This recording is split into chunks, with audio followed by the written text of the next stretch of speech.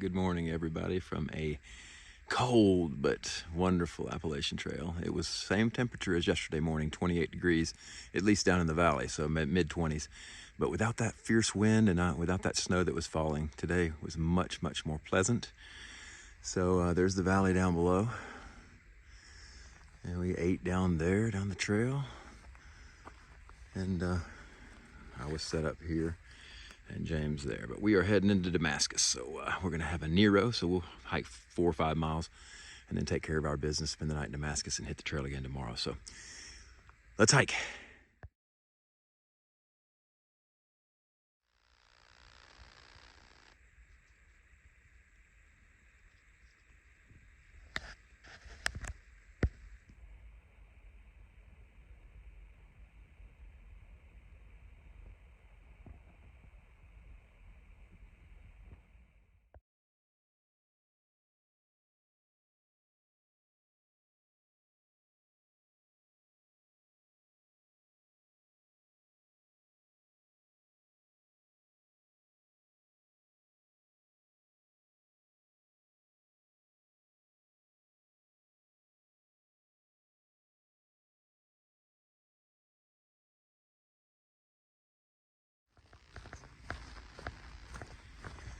Well, here we go. Boy, are we excited again this morning.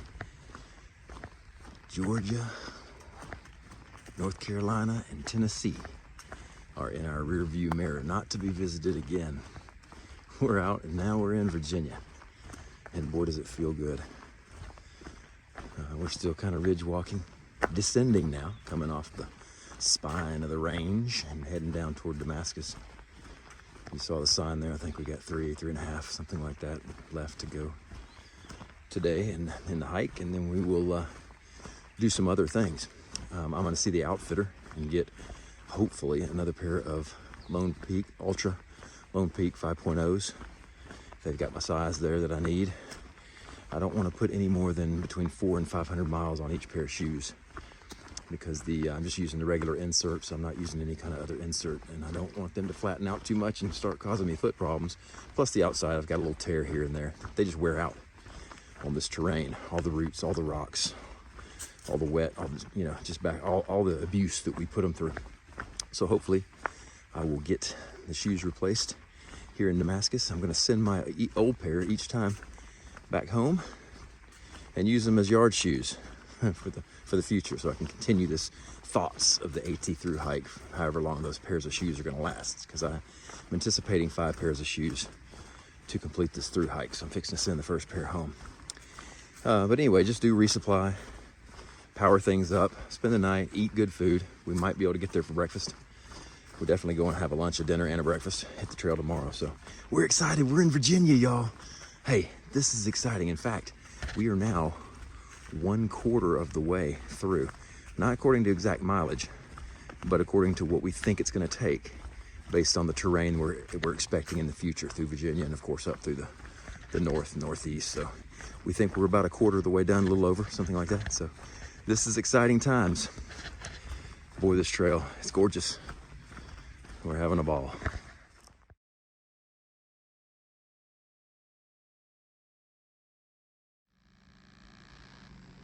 Once again, this is not due to crazy bears going after people. It's crazy people not taking care of their food and their waste. Okay, that's the problem. It's hikers. The vast minority, don't get me wrong, majority of hikers are very wary. They're very smart, and they appreciate and they respect the trail. Leave no traces, no joke. Every hiker should practice it.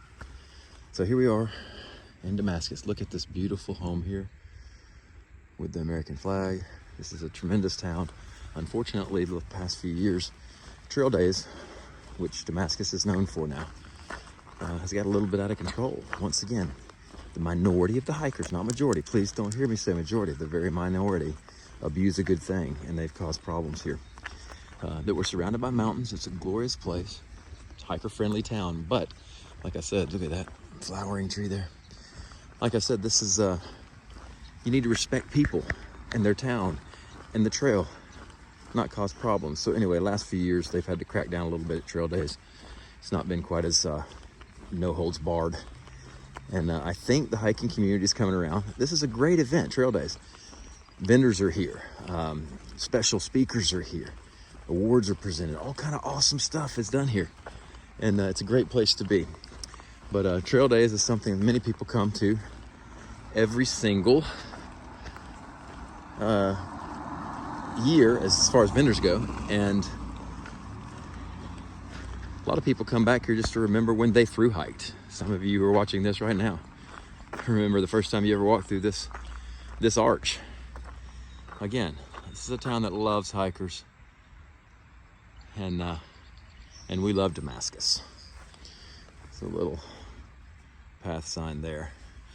But anyway, Steps and I do not plan to come back this year to Trail Days. We're ahead of it. It's behind us. And we're just not wanting to slow the trip down or to pay for a shuttle to come back down here. So we are here. We've done our miles for the day. Now we are going to find some food, find the outfitter, find the post office, find some more food, then check into where we're staying for the night. We're not taking the Zero. We're just doing this Nero. I see a creek over there too. So obviously the creek runs through it. Not to be confused with the river runs through it, which, by the way, terrific fly fishing movie, Brad Pitt and other stars. About Montana, Missoula, I think. But anyway, get our stuff done, check into the place we're staying tonight, upload a video, etc., so on and so forth, and just enjoy this beautiful little town. We just came from back there, out of that mountain. We'll be leaving, going, I don't know which direction, but it won't be long when we leave here that we're going to approach the Grayson Highlands. In fact, the next time we're going to have a resupply is about 5 days. So we'll be out in the wilderness for a considerable amount of time. Can't wait. All right, I'm rambling. Goodbye.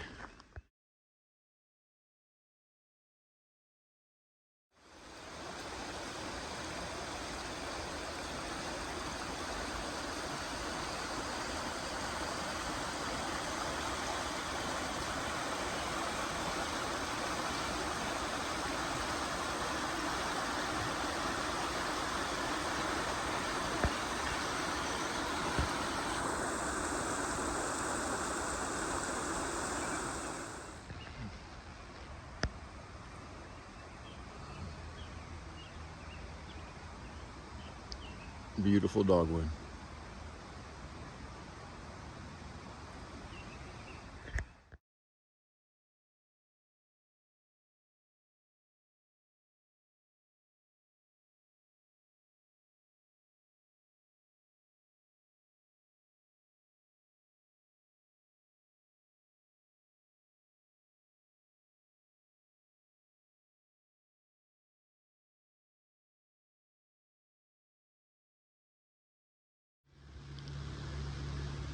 So we're just crossing Beaver Dam Creek, that railroad area and that trail and all that stuff. Very neat. This whole place is a very unique town. This looks like the main drag here. I won't get a whole lot of footage today. Most of you, if you watch people, have seen all of this. So anyway, enjoy your day.